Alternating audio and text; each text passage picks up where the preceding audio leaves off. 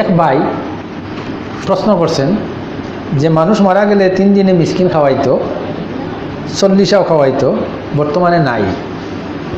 বর্তমানে নাই মানে আগেও ছিল না, মাঝখানে বাইরে ছিল কথাটা। ফেখা মসলা মাসাইলের কিতাবের মধ্যে, স্বামী কিতাবের মধ্যে, রসমুল মুফতি কিতাবের মধ্যে, বাহরুর রাইকের মধ্যে যে ও ইত্তেখাজুত তাআমি ইয়াউমাল ইসনাইন, ইয়াউমাস সালাসা বা 10 দিন বা 40 দিন, এগুলা শরীয়তের কোনো বস্তু নয়। কারণ মানুষকে খানা খিলায় খুশি আনন্দের সময়, বিপদের সময় কেউ খানা খিলায় না। আপনার বাড়িতে যদি কোনো পুলিশে আসি, আপনার একটা ভাইকে অ্যারেস্ট করে নিয়ে যায়, আপনি কি পরের দিন গ্রামবাসী মানুষকে দাওয়াত জিয়াফত করে খিলাবেন নাকি? আসেন আসেন আমার ভাইকে অ্যারেস্ট করে নিচ্ছে পুলিশে। মরার সময় কথাটা বুঝে আসে না কেন? মানুষ মরছে, আনন্দিত হয়েছেন, ফকিরকে খিলাবেন, ফকিরকে খিলানির জন্য। وَيُطْعِمُونَ الطَّعَامَ عَلَى حُبِّهِ مِسْكِينًا وَيَتِيمًا وَأَسِيرًا إِنَّمَا نُطْعِمُكُمْ لِوَجْهِ اللَّهِ لَا نُرِيدُ مِنكُمْ جَزَاءً وَلَا شُكُورًا। ভাত খিলায় ফকির মিসকিনকে, শুধু ফকির মিসকিনকে খিলায় না, সঙ্গে আরও সমাজের মানুষ, আত্মীয় স্বজন সবাইকে খিলায়। মানুষ মারা যাওয়ার পরে এর মধ্যে 4টা 5টা বুড়াই আছে। 4টা 5টা বুড়াই কি? মানুষ মারা যাওয়ার পরে যে সম্পত্তিটা আছে, এই সম্পত্তির মালিককে শুধু ছেলে, ওয়ারিসিন যারা শরীয়ত মোতাবেক, প্রত্যেকের অধিকার এই সম্পত্তির মধ্যে সাব্যস্ত হয়ে গেছে। আপনি আমি যদি পঞ্চায়েতগিরি করি এখানে সামাজিকতার দোহাই দিয়ে, তাহলে এই পঞ্চায়েতগিরি মোটেই গ্রহণযোগ্য নয়। কি করা লাগবে? মারা যাওয়ার পরে, কফন দফনের পরে যদি ঋণ থাকে, সেই ঋণটা আগে আদায় করা লাগবে, 1 নম্বর। 2 নম্বর, যদি নিজের ওয়ারিসিনের বাহিরে কেউর ব্যাপারে ওসিয়ত করছে, যে তার অবশিষ্ট 1/3 প্রপার্টির থেকে সেই ওসিয়তটা সম্পূর্ণ করতে হবে, পূর্ণ করতে হবে। আর 4 নম্বর কাজ হবে কি? 4 নম্বর কাজ হবে তার সম্পত্তি যেটা আছে তার ওয়ারিসিনদের মধ্যে শরীয়তের নির্দেশনা মোতাবেক বন্টন করে দেওয়া। এইটা হইল গিয়া সম্পর্কিত, মৃত ব্যক্তির সম্পর্কিত 4টা হক। কোনো জায়গায় এইটা পাওয়া যায় নাই, কোনো কোরআনের আয়াতে বা কোনো হাদিসের ব্যাখ্যায় বা কোনো ধরনের ইমামদের মজহবের মধ্যে, মসলকের মধ্যে, যে ফকির এবং মিসকিনকে 3 দিন, 10 দিন, 40 দিনে খানা খিলাইতে হবে। এখন আমরা কি করি?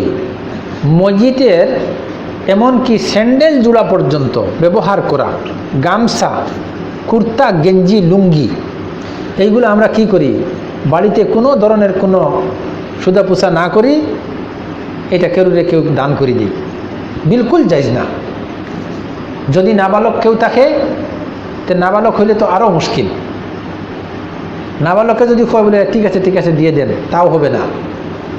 কি করা লাগবে? বাকি যারা প্রাপ্তবয়স্ক মানুষ আছে, প্রাপ্তবয়স্ক মানুষের সম্মতিতে যদি এটা কেউ দেওয়া হয়, তো দেওয়া যাইতে পারে, কিন্তু নাবালিগের অংশটা তার জন্য বাকি রাখা লাগবে। লক্ষ্য করি কোনোদিন এগুলা কথা লক্ষ্য করি না। এই যে লাগাইছে কোঠায় 4 কোনায় 4 কুল, এইটা পড়িয়া মানে ওটাই ফকির বাড়িতে আইল, আসি হইল যে দেন মুর্দার জন্য আমি সার্টিফিকেট দিয়ে দিই, বেহেশত পার করে দিলাম। তারই নামাজের খেয়াল নাই, আর কবরের মুর্দাকে বেহেশতে দিল পার করি, 4 কুল পড়ি।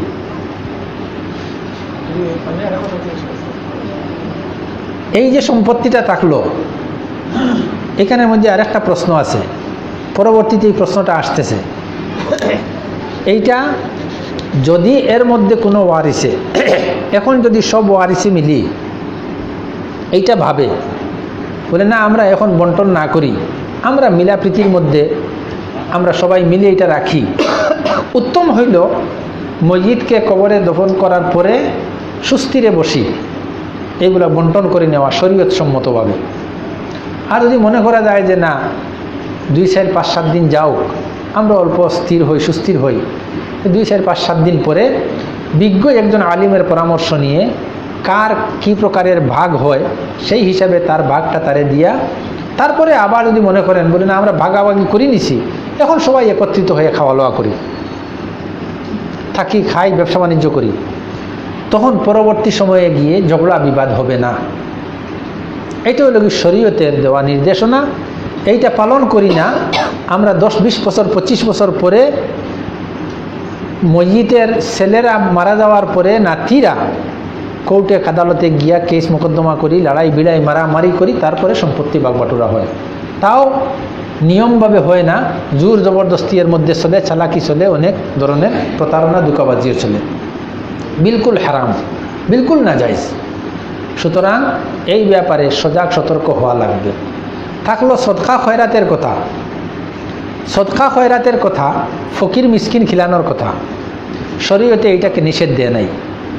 কিন্তু আমরা শরীয়তের নির্দেশনাটাকে না জানি, নিজের মন গড়া নির্দেশনা দিয়ে, মন গড়া ভাব নিয়ে আমরা এই কাজটা করি, না আমার কাছে নেকি থাকে, না কবরে মুর্দায় নেকি পায়।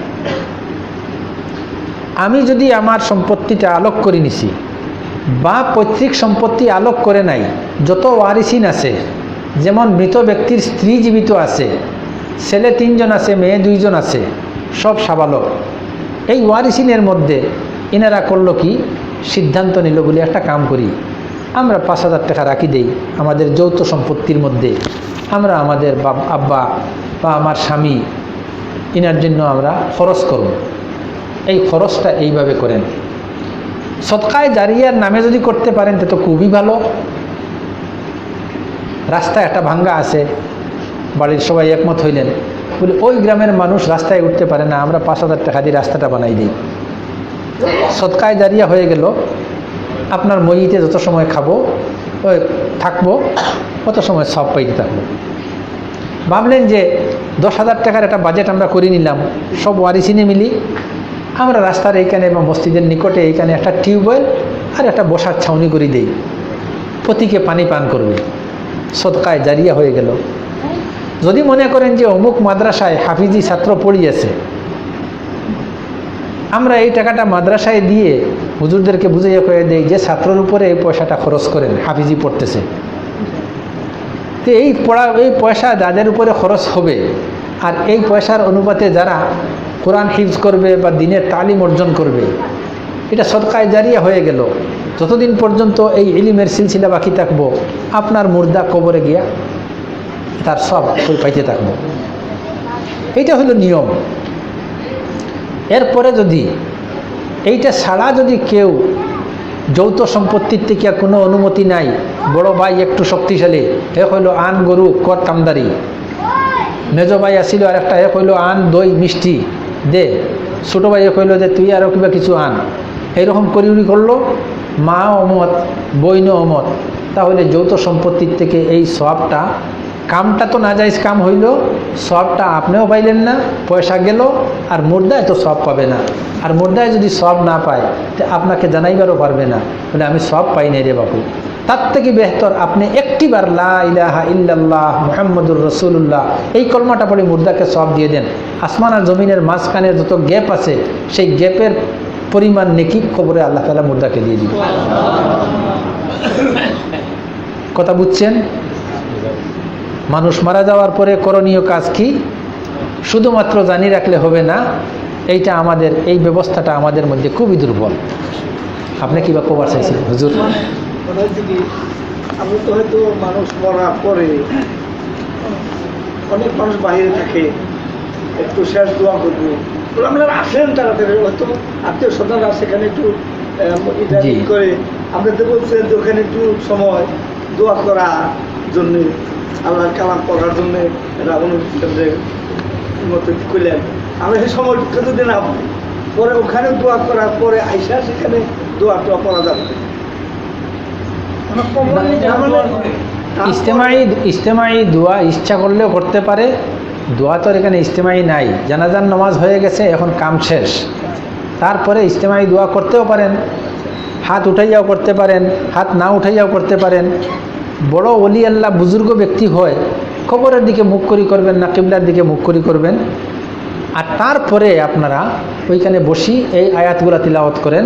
যদি মানুষ যাওয়ার চায়, মানুষে ভাবে দোয়া করব, দোয়া একটা করে দিবেন। ফতাওয়ার কিতাবের মধ্যে হুজুর সাল্লাল্লাহু আলাইহি সাল্লামের আমল বর্ণনা করা হয়েছে যে হুজুর সাল্লাল্লাহু আলাইহি সাল্লাম এক সাহাবীর কবরের পাশে গিয়া দোয়া করছেন, হাত উঠাইয়া দোয়া করছেন। ও রাফা ইয়াদাইহি শব্দটা আছে। এক 3 দিনের খাওয়া 40 দিনের খাওয়া কতগুলো কাজে কোন হাদিস আছে দেন লাগো কি দেবেন? আমরা কোনো হদিসে পাই নাই।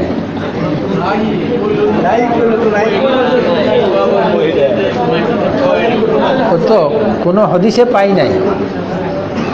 যে বস্তু কথাটা হয়েছে এনে প্রশ্ন করছে যে 3 দিনিয়া বা 4 দিনিয়া, এটা কোনো হদিসে নাই।